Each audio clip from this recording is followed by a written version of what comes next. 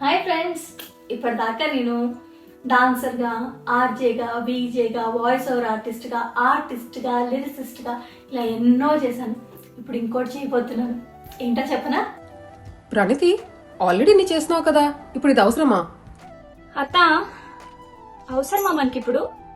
అక్క, అసలు నువ్వేం చేస్తావు నీకు అర్థమవుతుందా? ఇలా అవసరమా అంటే చేసే మూడు ఉత్సాహం సర్వనాశనం అయిపోతాయి.